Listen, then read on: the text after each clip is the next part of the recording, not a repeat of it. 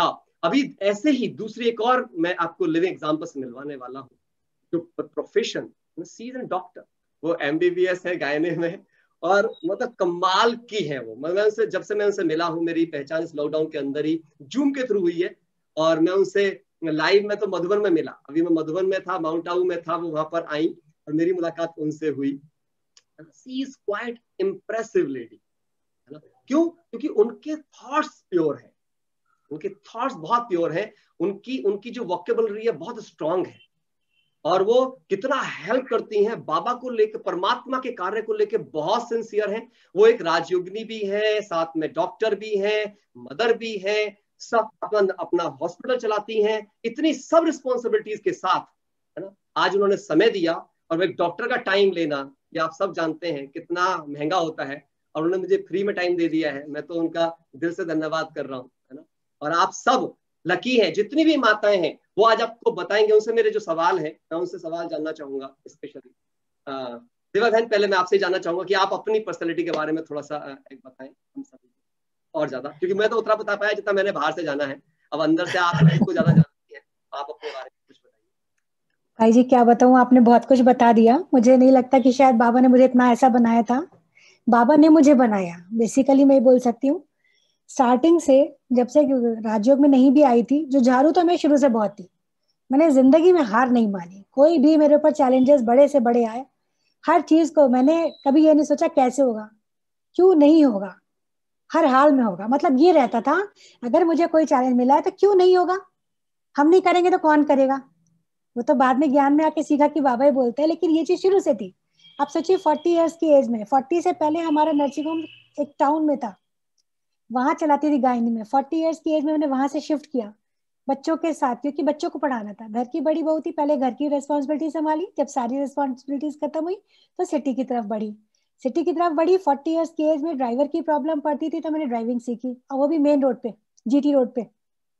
घर वालों को पता नहीं होता था, छुप छुप के ड्राइवर से गाड़ी लेके सीखती थी। ऐसे सीखी ना। हर काम, रात में 2 घंटा चाहे सोना हो चाहे 1 घंटा, बच्चों को भी मुझे मैनेज करना है, मुझे अपनी फैमिली को, मतलब परफेक्शनिस्ट का मेरे को एक सनक थी, हर काम में मेरे को कोई कंप्लेन ना करे। तो इसीलिए मैंने अपने को जिंदगी भर जुझाते जुझारू करते करते आज मेरी फैमिली पूरी बन गई। मेरे 2 नर्सिंग होम है, एक टाउन वाला चल रहा है, अब जाना बंद किया है मैंने वहां पे, लेकिन यहाँ सिटी में भी मैंने अपने को एस्टेब्लिश किया।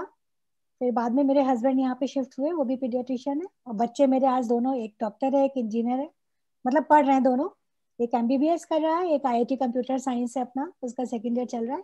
मतलब जो कुछ चाहा जिंदगी में, सब कुछ पाने की पूरी अपनी जी जान से मेहनत लगा दी। और बाबा ने फिर बाद में सिखाया, 7 साल से, 7 साल से मैं राजयोग में जुड़ी। उसके बाद मुझे लगा कि नहीं, जो मैं चाहती थी, जो डायरेक्शन नहीं मिल रहा था ना, एक वन डायरेक्शन होने की जगह जो लड़ते थे अपने अंदर से, फाइट करते थे, वो फाइटिंग मोड खत्म होके कूल होकर के, कूल टेम्परामेंट के साथ आगे बढ़ना शुरू हो गया कि जिंदगी में सेटिस्फेक्शन मिल जाए।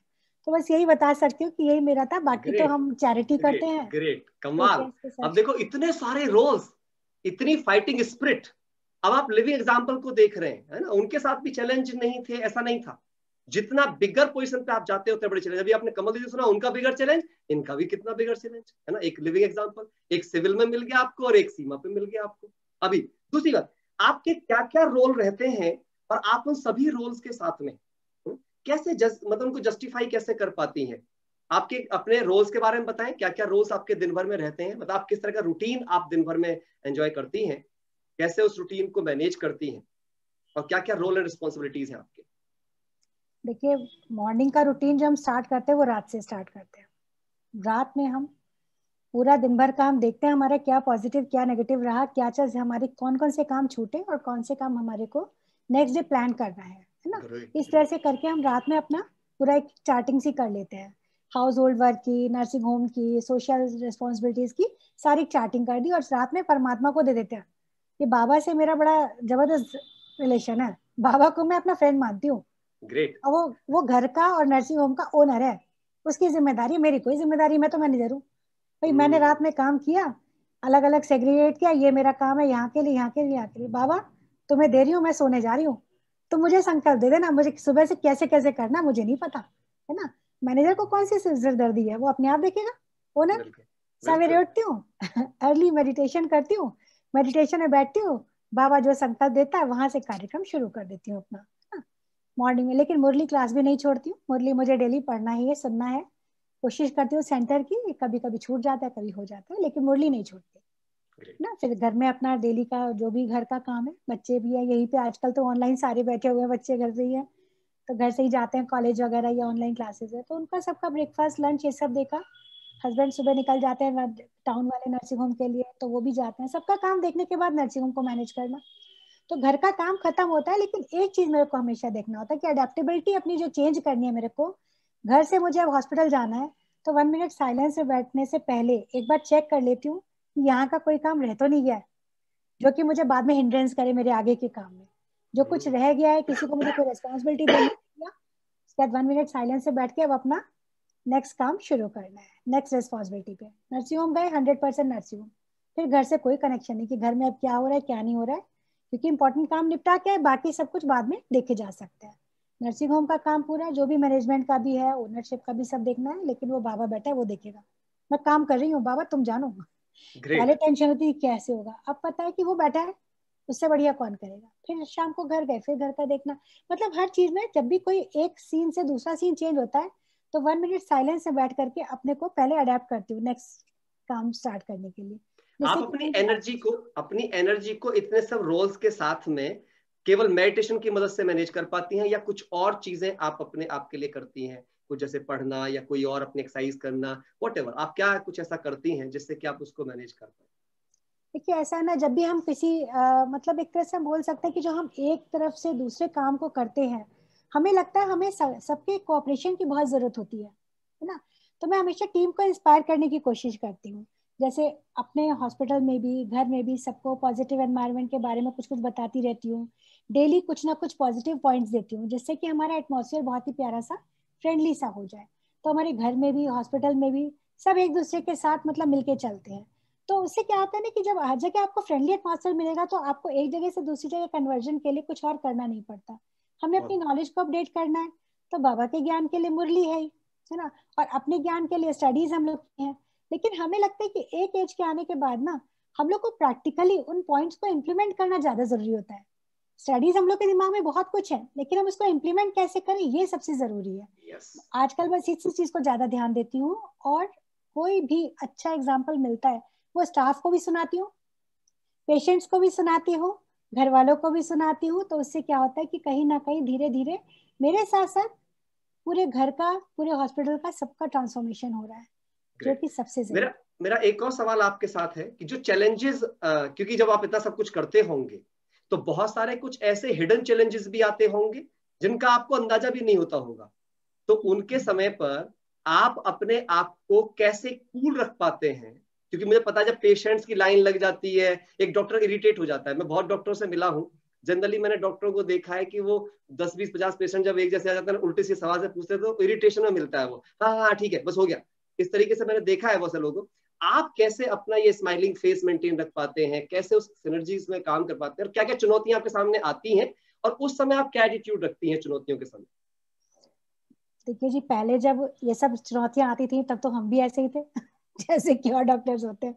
लेकिन बाबा के ज्ञान में आने के बाद सीखा कि जब ज्यादा, जितनी चुनौती आती जाती है उतना कूल होते चले जाते हैं, क्योंकि एनर्जी को बचाओ भाई, कोई तरीका और है ही नहीं हमारे पास। तो अगर हम लड़ेंगे झगड़ेंगे इरिटेट होंगे तो और एनर्जी हमारी डिप्लीट होगी। तो उस समय शांति से बैठ के अपना काम करते रहते हैं। कोई अगर आके ज्यादा बोलता है ना चैम्बर में, तो उसको ही बोलते हैं भैया डॉक्टर तो बहुत सारे हैं, हम ही अकेले थोड़ी है, इंतजार तो करना पड़ेगा, कर सकते हो तो कर लो बेटा, नहीं तो बहुत सारे अस्पताल पड़े हुए हैं। Beautiful beautiful. मतलब आप में उससे त्याग की भावना रहती है, आप किसी चीज से लड़ने से ज्यादा, चीजों से ज्यादा चरित्र को वैल्यू देते हैं। बस कोई फायदा नहीं है। अच्छा लड़ने से होता क्या है, अपनी एनर्जी वेस्ट होती है, और सामने वाले की तो जो संस्कार है वो हम चेंज नहीं कर सकते ना। उसको अगर लड़ना होगा तो लड़ेगा ही।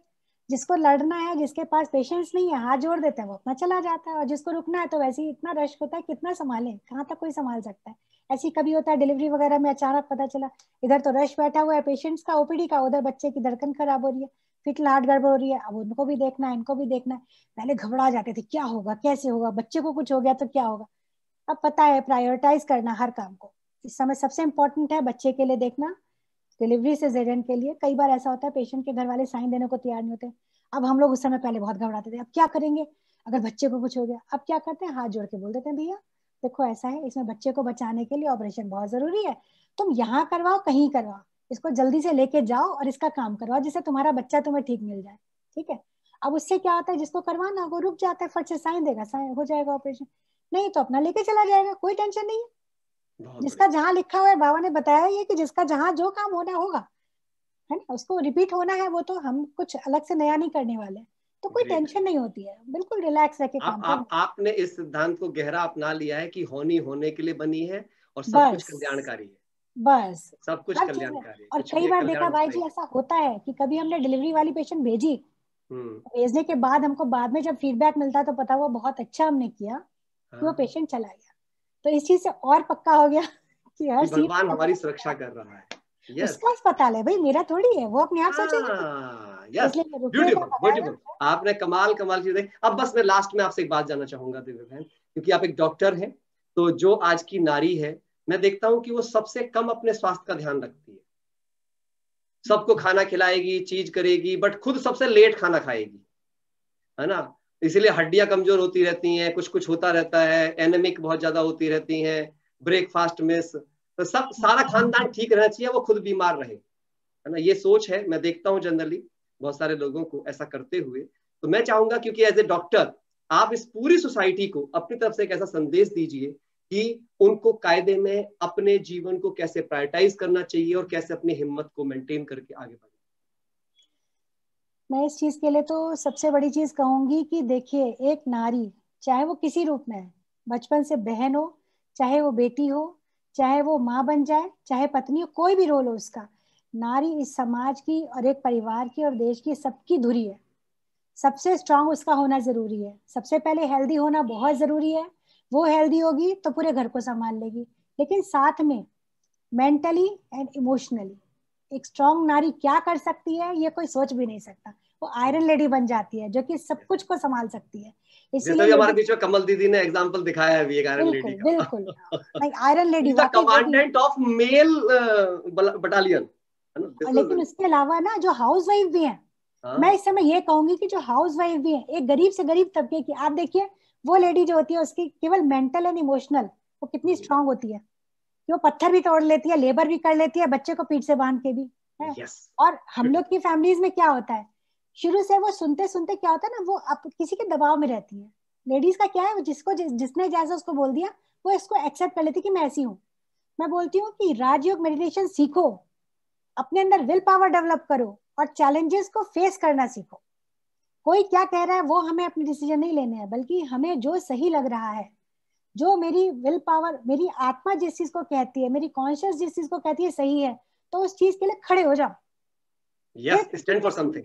हाँ, ये नहीं कि कॉम्प्रोमाइज कर गए, क्योंकि लाइफ कॉम्प्रोमाइज का नाम नहीं है, ये कायरों का काम है। लाइफ में खड़े हो, फेस करो चैलेंजेस को और आगे बढ़ो, तो आगे का फ्यूचर तुम्हारा इंतजार कर रहा है, और तुम्हारे बच्चों के लिए, तुम्हारे हर चीज के लिए, तुम्हारी आज की फाइट तुम्हारे पूरे समाज के लिए है।